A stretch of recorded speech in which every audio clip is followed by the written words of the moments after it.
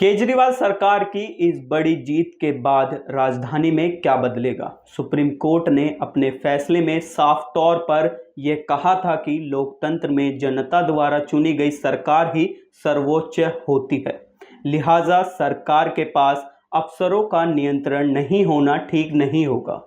अब बताते हैं आपको सुप्रीम कोर्ट का क्या फैसला लिया गया था। नमस्कार, मैं अभिषेक हूं और आप देख रहे हैं इंडिया रिपोर्ट। आपको बता दें, सुप्रीम कोर्ट की 5 सदस्यीय संवैधानिक पीठ ने गुरुवार यानी 11 मई को दिल्ली सरकार के अधिकार क्षेत्र को लेकर बेहद जरूरी फैसला सुनाया है। इस फैसले में कोर्ट ने स्पष्ट कर दिया कि दिल्ली पर पहला हक सिर्फ और सिर्फ दिल्ली की जनता के वोट से चुनी हुई सरकार का ही होगा। साथ ही दिल्ली सरकार के हक में दिए गए अपने फैसले में सुप्रीम कोर्ट ने स्पष्ट कर दिया कि राजधानी दिल्ली में गवर्नर का हक सिर्फ दिल्ली पुलिस, कानून व्यवस्था और भूमि पर होगा, यानी दिल्ली सरकार के प्रशासन में लेफ्टिनेंट गवर्नर की दखलंदाजी नहीं होगी। साथ ही सुप्रीम कोर्ट ने अपने फैसले में यह भी साफ कर दिया कि लेफ्टिनेंट गवर्नर सर्विसेज के मामले में दिल्ली सरकार की सलाह के बाद ही कोई फैसला ले सकेंगे। ऐसे में सवाल यह उठता है कि राजधानी दिल्ली में अब एलजी की क्या शक्तियां रह गई हैं? भारत के राष्ट्रपति का केंद्र शासित प्रदेशों के शासन पर सीधा अधिकार होता है और वह वहां पर शासन करने के लिए एलजी की नियुक्ति करता है, लेकिन वहीं पर कुछ केंद्र शासित प्रदेशों जैसे दिल्ली, जम्मू कश्मीर और पुडुचेरी में वहां की विधानसभाओं को शासन का अधिकार दिया है। एलजी की भूमिका इन राज्यों में अभी तक राज्य और केंद्र सरकार के बीच चेक और बैलेंस को बनाए रखने की थी, ताकि जनता द्वारा चुनी गई सरकार संवैधानिक सीमा में रहकर काम कर सके। अब चलिए आपको बताते हैं गवर्नर की क्या शक्तियां रह गई हैं।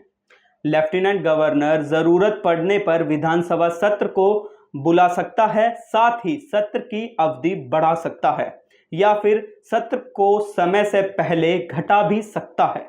आम चुनाव के बाद पहले सत्र की शुरुआत में और हर साल के पहले सत्र की शुरुआत में एलजी विधानसभा को संबोधित कर सकते हैं।